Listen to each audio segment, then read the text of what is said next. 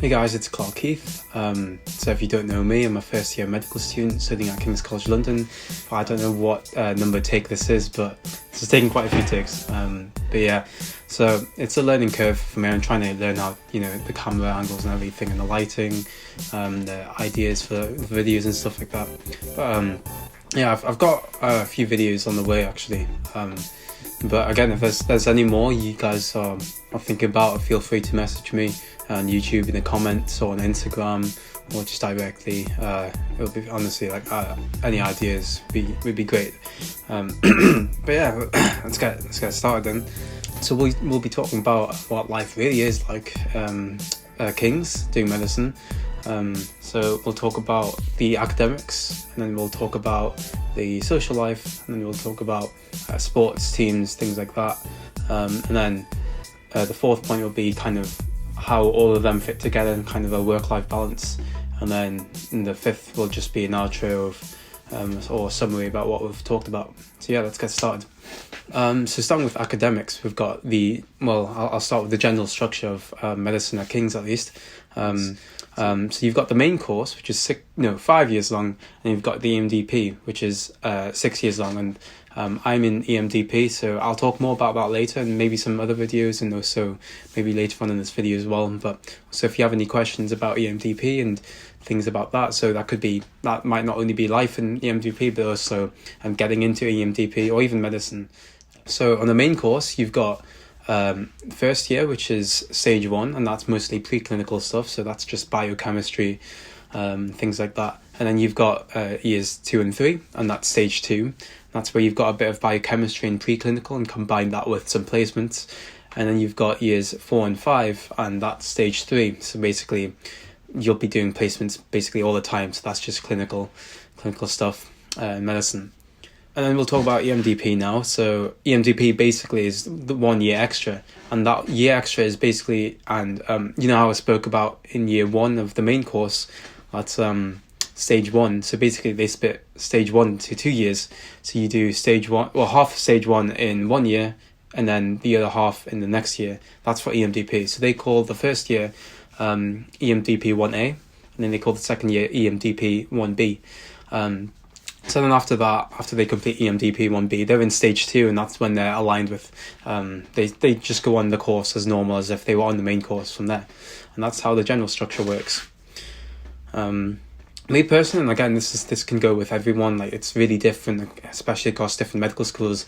And I personally like having a more slowly like integrated clinical into your into the degree, rather than being thrown straight into the clinical stuff in medicine straight away. For some people that might be really good. Some people want that clinical exposure very quickly. I used to know that I wanted clinical exposure straight away, because I knew the early clinical exposure would be the most beneficial. But then I kind of learned to appreciate King's structure, and that they will slowly integrate you into that. But honestly, that can depend about anyone. And then we'll talk about the content now. So we've got the difficulty of the content and the workload. So I think those are the two main points. So I think the difficulty of medicine, well, I mean, so far, speaking in first year, I'd say difficulty-wise, it's probably about the same as A-level, I'd say. Not that A-level isn't like easy, or no, not that A-level isn't difficult, because A-level biology, chemistry, and psychology, biology, chemistry, but they were fairly difficult. So it's about the same level. I'd say biochemistry level. Maybe it might go into a bit more detail, but I guess detail you might say, oh, well then that's more difficult, I guess. But in a way that's kind of more expected, since in medicine you're going to delve deep into certain biological mechanisms, and then because it's medicine you're kind of integrating chemistry as well with that. So yeah, it's a bit more detail, honestly. And now the amount of workload, the amount of content, that's like that's something else. Basically, the workload is much more higher, but I think that's actually mainly for medicine as well. It basically, to be on top of your lectures in medicine, it's like you must be superhuman. There are some people like that, but that's not me. I'm not one of them. But for the general majority, like most people most people are behind, and especially in medicine. So it's not really behind at that point. As long as you can kind of stay on top to a point where you're happy with, and you're not too behind compared to everyone, it's not too bad. But honestly, there's quite a wide variety. Some people haven't done 3 weeks, 2 weeks worth of lectures. Some people are ahead by a week or something, honestly. But it can vary. But a lot of people are willing to help. So if you are behind, honestly, especially at King's, that I've found, a lot of people that I haven't really seen anyone that's pretty competitive. Again, I'll talk about that more in social life, but it's pretty chill, I'd say. But the amount of workload, that's where the step up from A-level really, really happens. So let's say in chemistry in A-level, we did haloalkanes in a week or two. So they would put all of that in one lecture, just one lecture, and you'd have about maybe 3-4 of them a day. And then in the week you'd have about the most I had in the week was 11. And that's only on the EMDP. On the main course, some people had 14 as the highest or something, I don't know. But honestly, you can have so many, there can be so many lectures. This is what I mean. It's pretty normal to not really be on top. But yeah, honestly, that's the workload is where the jump is. But if you can, and I'll talk about this more later, if you can balance your work-life balance, fine, then it isn't too bad. Phone's just run out of battery, so bear with me. So yeah, we're back, and now we'll talk about the medical school's social life, and also just King's social life in general. So honestly, you meet loads of people. I think that goes for most universities, and it depends on how much you're willing to put yourself out there, if you're willing to join societies and sports teams and things like that. And if you're active, you're proactive about going about it, then honestly you'll meet loads of people. Honestly, and I'd say making friends isn't really too bad. Again, if you just put yourself out there, it's not really, they will kind of just come to you. It's not too bad. You'll meet a lot of people that have similar interests to you. It can be all kinds of things, and there's all different societies that you can join as well. There's loads.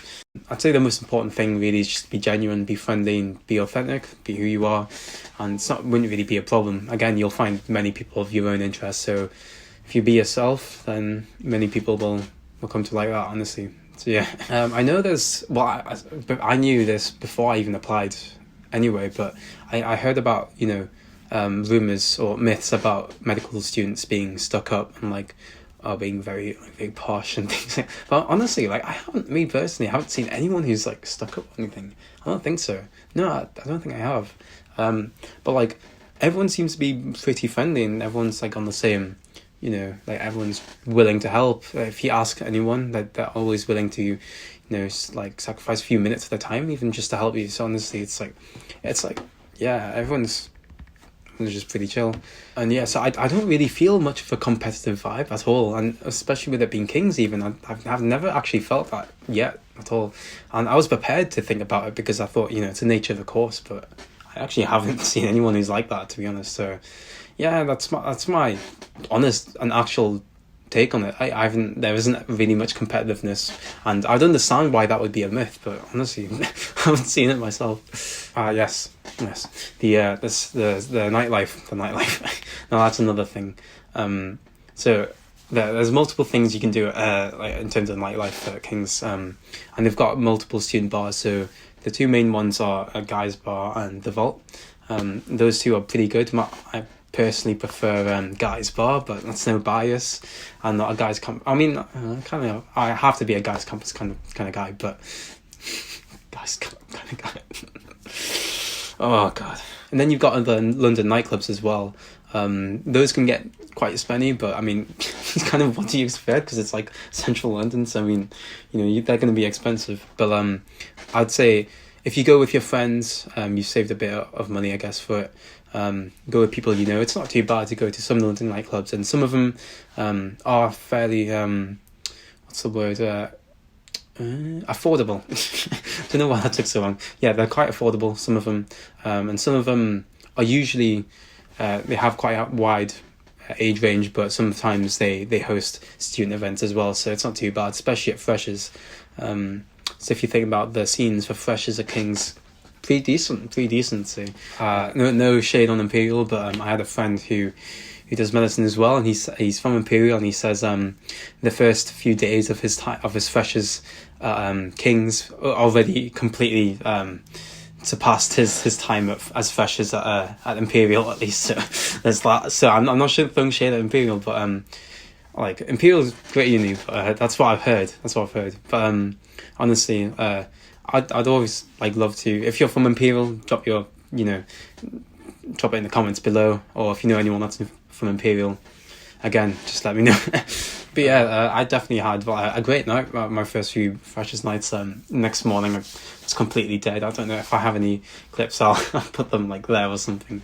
But yeah, no, the first time, learned many lessons. Many lessons were learned. And also just a word on societies as well. Honestly, there's loads. I joined the Comedy Society, so we got to see Russell Howard, and I have to show you guys, so I'm going to show you guys right there. We actually saw Russell Howard himself, so obviously not only on the stage, but I actually got a photo of him, as you can see. But it was amazing, honestly.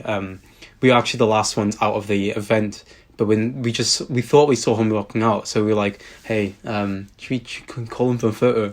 And we were like, no, just basically fangirling.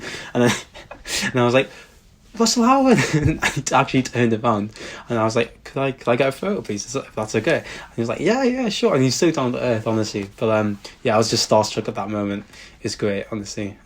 But yeah, no, there's so many things you can do. There's like Comedy Society is one thing. There's loads of things. Baking Society, like debates. I mean, there's loads of different things. You can just go on the website, kclsu.com or something. I know it's this KCLSU website. That's the name of it. But again, you can see the list of societies that they've got. They've got quite a few. But yeah, now we'll talk about sports teams, and I think that leads us nicely on from the social life. So there's also a wide range of sports teams as well. There's so many, especially at King's. Off the top of my head, there's like lacrosse, hockey, football, futsal, basketball, you name it. Like there's quite a lot. And most of them play in the Bucks League as well. I think most universities also have that. But they are one of them unis that play in the Bucks League. They also play in the London Universities League or something. It's something like that. So there's many competitions. If you're a sporty guy or girl, King's is they place a lot of emphasis on the sports sector in this university. So honestly, yeah, if you're into sports, King's might be for you. Honestly, I knew when I was applying here, I'd definitely do something football related, and they have quite a few things football related.